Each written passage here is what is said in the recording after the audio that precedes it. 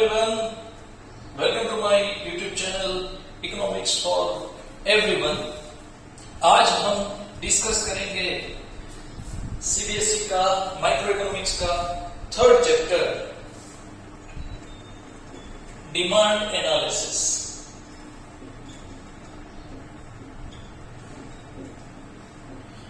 First of all, what is demand?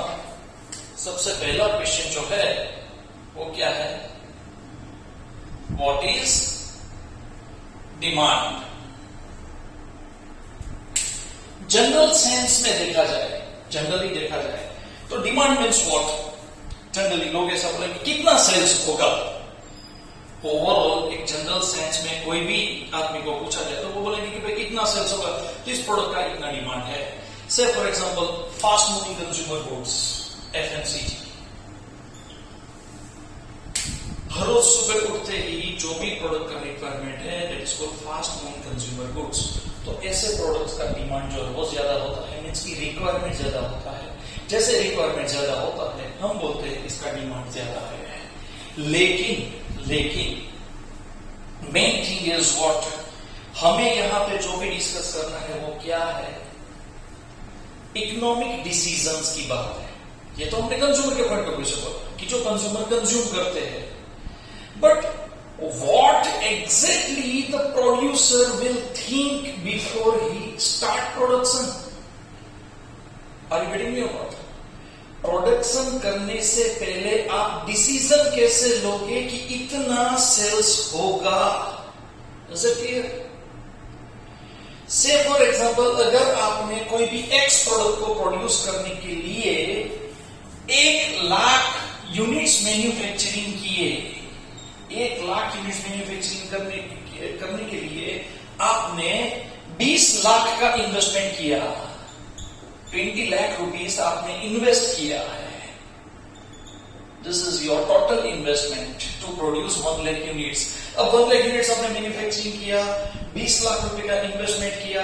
वो 1 lakh units manufacturing करने के बाद जब भी उसका सेल्स होता है तो सेल्स 30,000 यूनिट्स का ही होता है। एंड एट दैट टाइम आपका मैनेजर जो कोई भी है, आपको पता चलता है कि मार्केट में इससे ज्यादा बिक्री नहीं होगी। Is that clear? So this is what. तो आप क्या सोचोगे कि 70,000 यूनिट्स कैसे कहां पे सेल करूं? जब तक 70,000 यूनिट सेल नहीं होंगे आपका ये 20 लाख रुपया इन्वेस्टमेंट डेड इन्वेस्टमेंट है। It will not turn into return, ये प्रॉफिट में टर्न नहीं होगा। So what I am exactly telling to you, demand analysis means what की by producer point of view अगर देखा जाए, how you will evaluate the market. आप market को इवेल्युएट कैसे करोगे कि इतना डिमांड है? कोई भी प्रोड्यूसर जब भी मैन्युफैक्चरिंग करता है at that time he focus on the demand. उसके दिमाग में एक रफ स्टैटिस्टिक होता है कि 100 पर्टिकुलर यूनिट्स 110% बिक जाएंगे।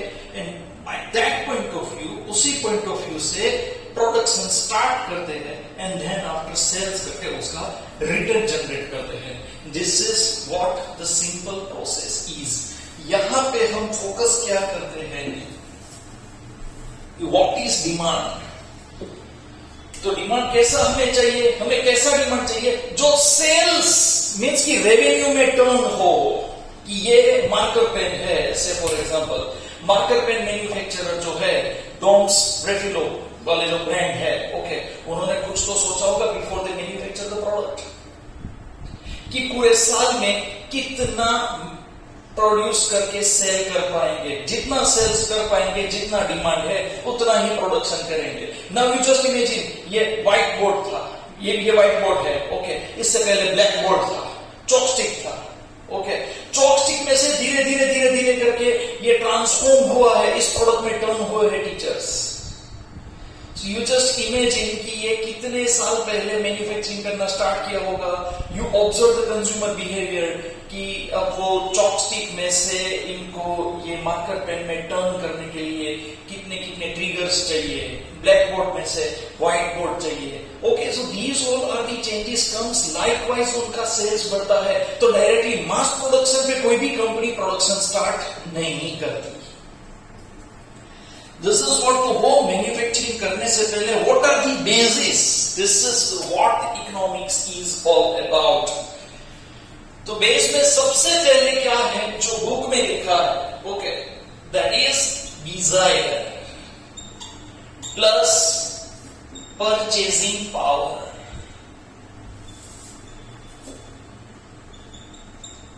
And plus willingness to pay. सबसे पहले क्या फैक्टर, कौन सा फैक्टर देखते हैं डिमांड के लिए इकोनॉमिक्स में? डिजायर, कंज्यूमर का कितना डिजायर है, उसकी इच्छा है प्रोडक्ट खरीदने की, हाँ या ना, ओके। दूसरा purchasing power, okay. Chalk stick जो है, तो एक चॉक स्टिक का बॉक्स जो है वो 15-20 रुपए में अवेलेबल था, एक मार्केट में 35 रुपीज में मिलता है। Purchasing power, does consumer is ready to spend, कितना परचेसिंग पावर है। Then willingness to pay, this is the most important. Say for example desire है, चलो मार्केट में प्रोडक्ट अच्छा है, परचेसिंग पावर, पैसा भी है, सैलरी भी अच्छा है, ओके। विलिंगनेस टू पे, नहीं, इसमें शिफ्ट होने में थोड़ा बहुत टाइम, अभी तो ये ट्रेडिशनल सिस्टम है, वही से चलाएंगे, तो क्या होगा? That will not your demand, तो वो डिमांड नहीं है। Whenever these three particular factors applied at that time, you can say that demand is there. Desire plus purchasing power plus willingness to pay.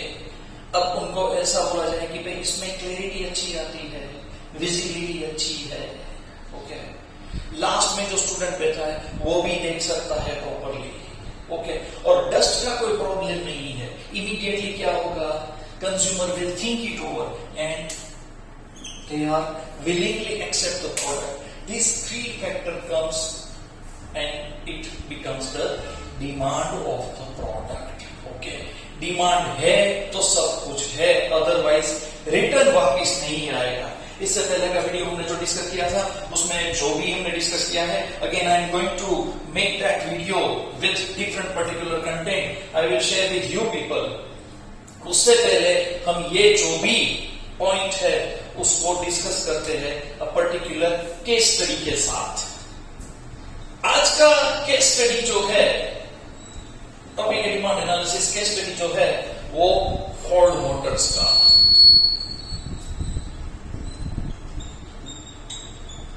Ford Motors सबको पता है, Ford Motors, Henry Ford का नाम सबने सुना है, ओके।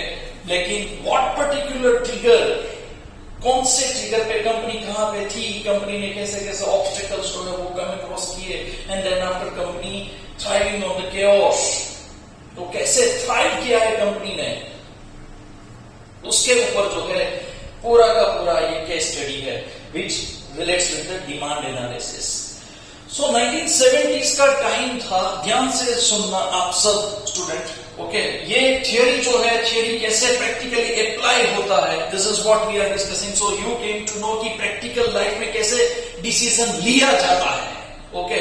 एजुकेशन जो है वो एजुकेशन क्या है कि it will change your life by getting proper productive knowledge। तो मैं जो भी यहां पे शेयर करता हूं, demand analysis for Ford Motors का case study, on that basis you came to know, you will learn about how to create demand. तो 1970s का टाइम था जब फोर्ड मोटर्स जो है उसका एक मॉडल फेल गया था, and because of that reason company face financial crisis. Financial crisis जो है कंपनी फेस कर रहा था, एंड बुरी तरह से यूरोप का मार्केट जो है उसमें भी डिप्रेशन था, यूएस में भी डिप्रेशन था। यूरोप के मार्केट में जो कार फोर्ड कंपनी के बिकते थे उसमें भी बिक्री बहुत ही गिरावट आई थी, and because of that reason कोई रास्ता नहीं था कहां से सेल्फ रेवेन्यू जनरेट हो पाए, ओके। तो फोर्ड मोटर्स अगर डिक्लेयर करता है कि भाई we are going to retrench thousands of laborers from last month, कि भाई हमारे पास अब इतने पैसे नहीं है कि हम इनको इतना सैलरी दे, उनको बोलते हैं कि भाई अब काम नहीं है, आप जा सकते हो, तो क्या होगा? सरकार के ऊपर प्रश्न आ जाएगा। तो सरकार भी लग गई कि फोर्ड कंपनी को कैसे बचाया जाए। अब प्रॉब्लम क्या है? प्रॉब्लम यह है कि कहीं पे डिमांड नहीं है, डिप्रेशन है चारों ओर। In that time period the vice president of Ford Motor Mister Lee Iacocca, yes, Lee Iacocca का बायोग्राफी आप जरूर पढ़ना। This is the must reading book. Okay, each and everyone, those who wants to be successful businessmen, those who wants to get success in their life by applying this economics, knowledge of economics in the practical field, ली आयाकोका जो है वो must read autobiography. So, here Lee आयाकोका think about कि चलो एक काम करते हैं, जितने भी बैंक्स थे उसमें से city bank and New York bank, city bank and well known जो है वो न्यूयॉर्क बैंक,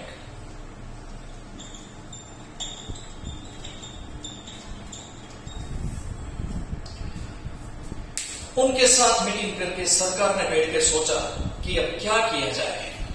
फोर्ड मोटर्स को है हमें ये क्राइसिस में से बाहर निकालना है, अदरवाइज तो अमेरिकन इकोनॉमी में भी प्रॉब्लम हो जाएगा। सो उन्होंने सोचा कि भाई लोगों के पास परचेसिंग पावर नहीं है तो उसको सपोर्ट कहां पे करेंगे। लोगों के पास डिजायर है, लोगों की इच्छा है कार परचेस करने की, विलिंगनेस भी है कि भाई फोर्ड बेस्ट ब्रांड है, ओके, लेकिन परचेसिंग पावर नहीं है लोगों का। परचेसिंग पावर कैसे, कहां से लाए? बैंक ने बोला कि कोई बात नहीं, those who are tax payers, जितने भी हमारे कस्टमर्स टैक्स पेयर है, they are potential consumer. Potential consumer means what? कि उनके पास पैसा है। ऐसे कंज्यूमर को अप्रोच किया जाए, ऐसे कस्टमर को अप्रोच किया जाए, and we are going to design a particular scheme कि आप इतना टैक्स पे करते हो, if you want to reduce this tax burden then it will be better for you to purchase Ford car. Ford का कोई भी एक car जो है आप परचेस करो तो आपको टैक्स में से डिडक्शन मिलेगा, okay. Likewise city bank and New York bank दोनों ने पोटेंशियल कंज्यूमर का लिस्ट निकाला, इमीडिएटली अप्रोच किया। अप्रोच करने के बाद कंज्यूमर को दिखाया कि भाई हम आपको कार लोन देंगे, आपको लोन पे कार परचेस करना है, इजी ईएमआई पे रिपेमेंट करना है बैंक को, ओके। जैसे ही कंज्यूमर रेडी होता है, इमीडिएटली लोन जो है लोन सैंक्शन होता है, बैंक से पैसा डायरेक्टली कंपनी में जाता है, कंपनी में से कार जो है वो डायरेक्टली बिक जाती है कंज्यूमर को। कंज्यूमर धीरे धीरे करके इंस्टॉलमेंट जो है वो बैंक को पे करता है। Likewise, they create demand and they thrive in chaos, thriving on chaos. Sorry, okay, कि ये डिप्रेशन जो है, डिप्रेशन को किल करने के लिए उन्होंने ये परचेसिंग पावर जो है वो कंज्यूमर को दे दिया, और इस तरह से डिमांड क्रिएट हुआ। Is that clear? और वही इंडियन इकोनॉमी में भी वही जो है वही मारुति सुजुकी ने किया है, ओके।